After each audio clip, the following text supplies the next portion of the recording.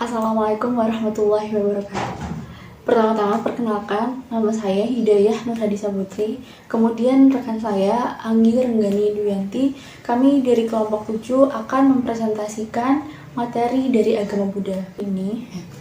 Nah, yang akan dibahas adalah yang pertama ada sejarah dari agama Buddha, kemudian populasi dan potret agama Buddha, selanjutnya adalah ajaran, hari besar, dan ritual ibadah dari agama Buddha, dan yang terakhir adalah struktur kepemimpinan dan organisasi keagamaan Buddha. Nah, yang pertama, sejarah agama Buddha.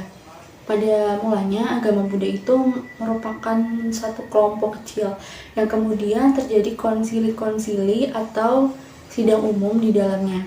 Nah, konsili pertama itu terjadi pada abad kelima. Konsili ini membahas tentang perpecahan agama Buddha.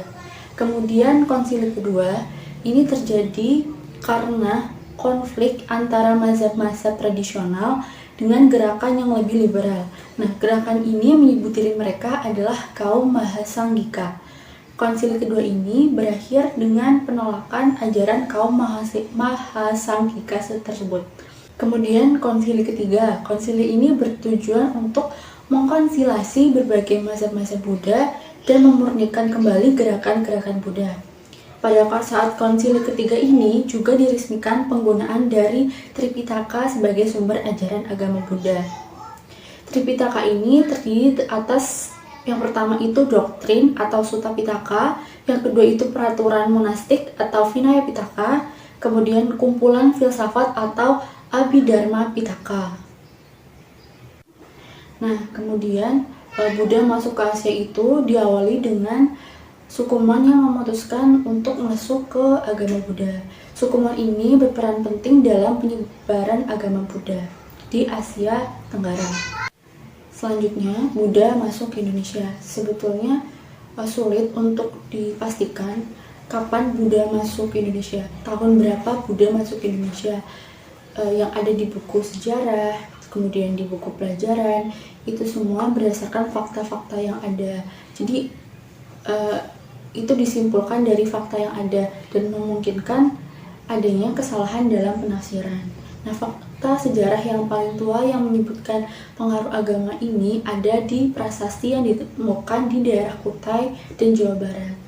Kemudian di daerah Kutai Kalimantan ini ada beberapa peninggalan sejarah yang ditemukan.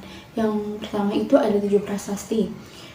Prasasti ini diperkirakan sudah ada dari tahun 400 Masehi. Kemudian ditemukan juga di daerah Sungai Kapuas, Mahakam, dan juga Rata ada ditemukan arca Buddha yang terbuat dari perunggu. Kemudian di daerah Jawa Barat atau lebih tepatnya di Bogor ditemukan prasasti yang kira-kira telah dibuat pada tahun 450. Di dalam prasasti itu terdapat lukisan 2 telapak kaki gajah dan tertulis menggunakan huruf Pallawa yang menggunakan bahasa Sanskerta. Nah, dari penemuan-penemuan ini sudah bisa dipastikan bahwa agama Buddha sudah masuk ke Indonesia pada zaman itu. Nah, membicarakan tentang peninggalan Buddha, selain yang sudah disebutkan tadi, masih banyak peninggalan sejarah yang lain. Di antaranya ada candi-candi, yaitu Candi Borobudur, Candi Mendut, Candi Kalasan, Candi Sewu, Candi Muara Takus, dan Candi Klausan. Nah, yang pertama itu Candi Borobudur. Candi ini terletak di Magelang, Jawa Tengah. Bentuk arsitekturnya itu berupa punden berundak yang terdiri atas 5 teras berbentuk persegi dan 4 teras berbentuk melingkar. Kemudian relief ukiran pada dindingnya itu menggambarkan ajaran agama Buddha Mahayana serta kehidupan rakyatnya pada waktu itu. Nah, yang kedua itu ada Candi Kalasan. Candi Kalasan ini terletak di daerah Kalasan, Yogyakarta. Candi ini didirikan pada tahun 778 oleh Pancapana Panangkaran.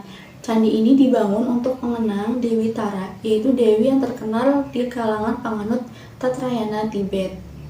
Selanjutnya ada Candi Muara Takus. Candi ini terletak di daerah Sungai Kampar, Riau. Di dalamnya terdapat 4 bangunan yang terdiri dari stupa-stupa, yaitu Ahligai, Candi Bungsu, Candi Tua, dan juga Candi Palangka. Kemudian selanjutnya ada Candi Sewu.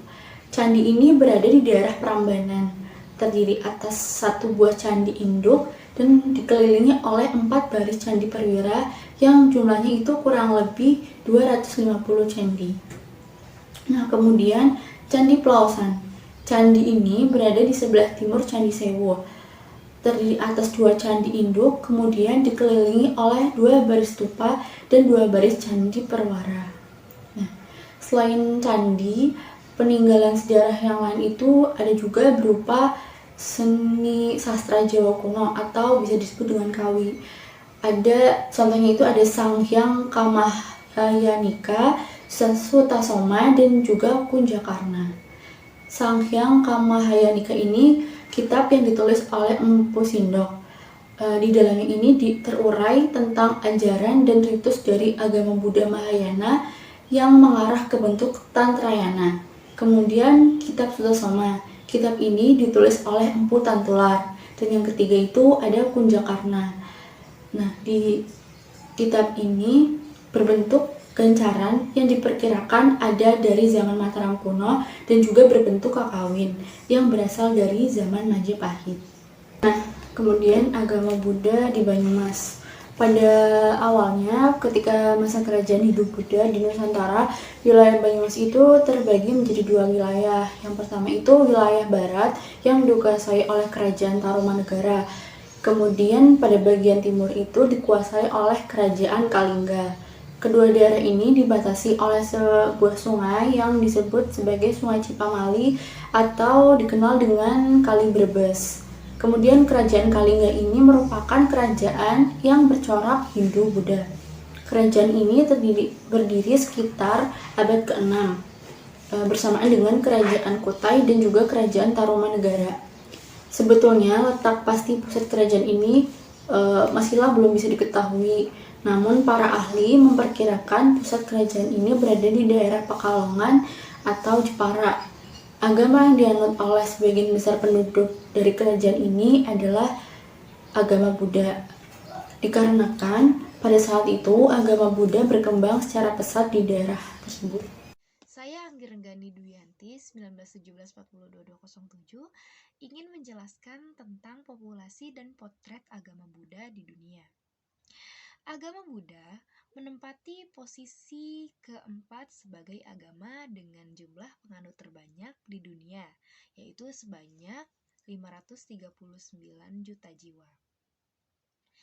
Di bawah ini adalah negara dengan populasi agama Buddha terbanyak, yaitu yang pertama ada Tiongkok, yang kedua Thailand, yang ketiga Jepang, yang keempat Myanmar, yang kelima Sri Lanka, yang keenam Vietnam, yang ketujuh Kamboja, yang kedelapan Korea Selatan, yang kesembilan India, yang kesepuluh Malaysia, yang ke-11 Amerika Serikat, dan yang terakhir yaitu negara kita, yakni Indonesia. Selanjutnya, populasi agama Buddha di Indonesia.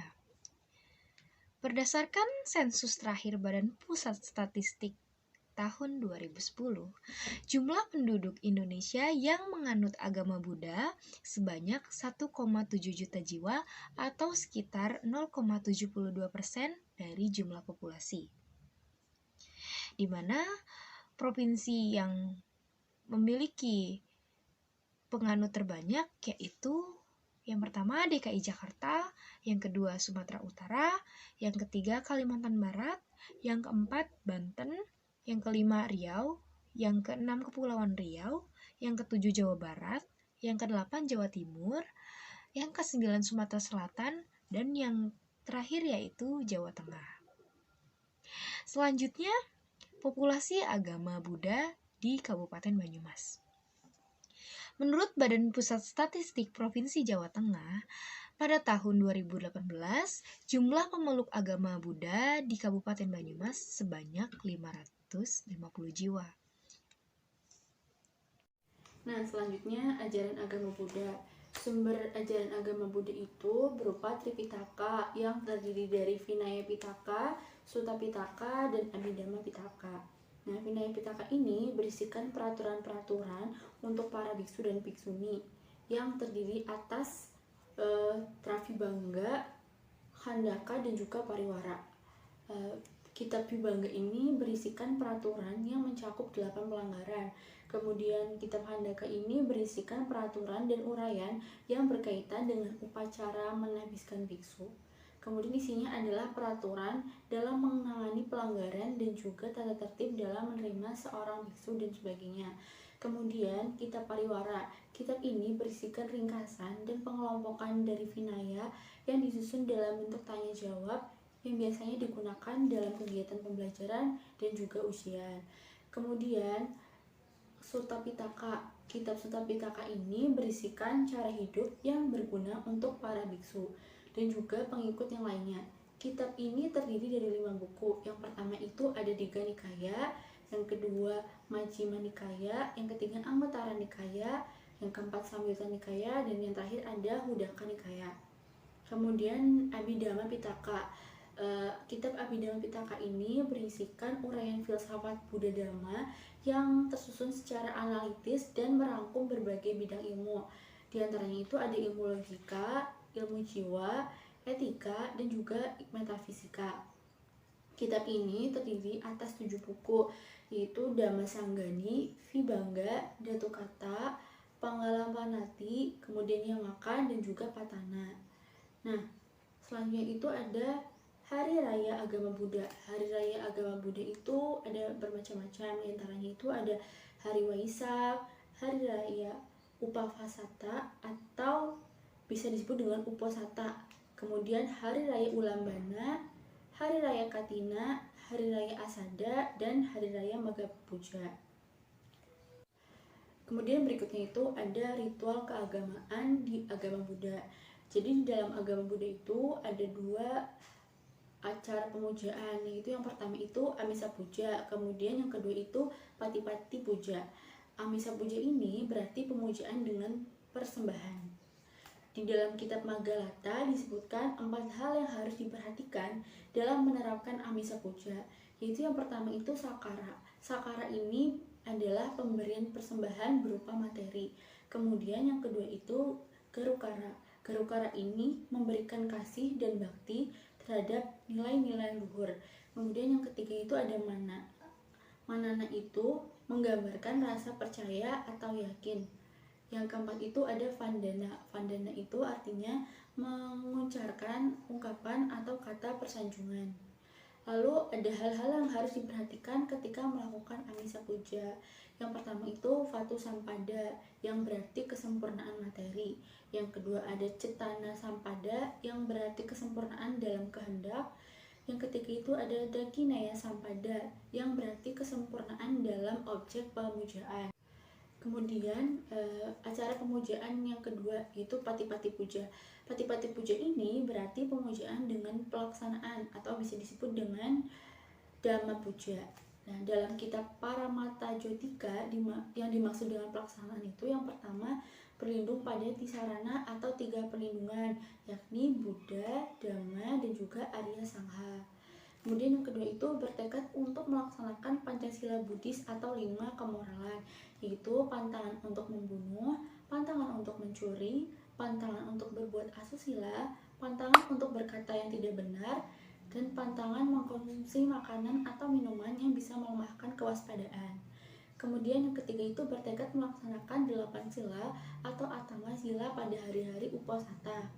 Nah, yang keempat berusaha untuk menjalankan kemurnian sila atau parisuddhi sila, yaitu yang pertama Patimokkha Samvara atau pengendalian diri dalam tata tertib, yang kedua ada Indriya Samvara atau pengendalian 6 indera, yang ketiga ada Ajiva Parisuddhi atau mencari nafkah hidup secara benar, dan yang terakhir itu ada Pacaya Sanisita atau pemenuhan kebutuhan hidup.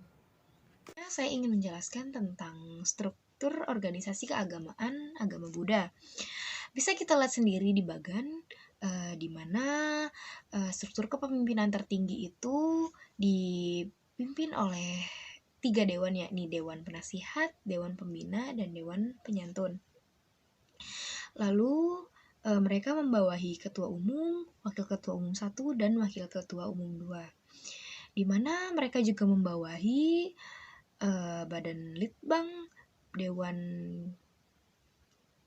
Kepan Pusat, lalu ada Kepala Bidang Hubungan Lembaga, ada Kepala Bidang Hukum dan SARA, ada Kepala Bidang Sosial Budaya, ada Kepala Bidang Pendidikan, dan Kepala Bidang Organisasi.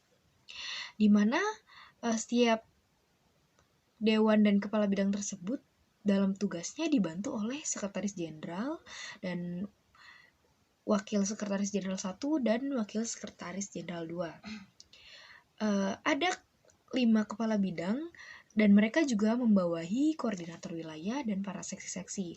Sedangkan untuk pimpinan daerah dan pimpinan cabang itu di bawah naungan ketua umum. Mungkin itu saja yang dapat kami sampaikan. Kurang lebihnya mohon maaf bila terdapat banyak kesalahan. Akhir kata, wassalamualaikum warahmatullahi wabarakatuh. Jangan lupa like, komen, dan subscribe.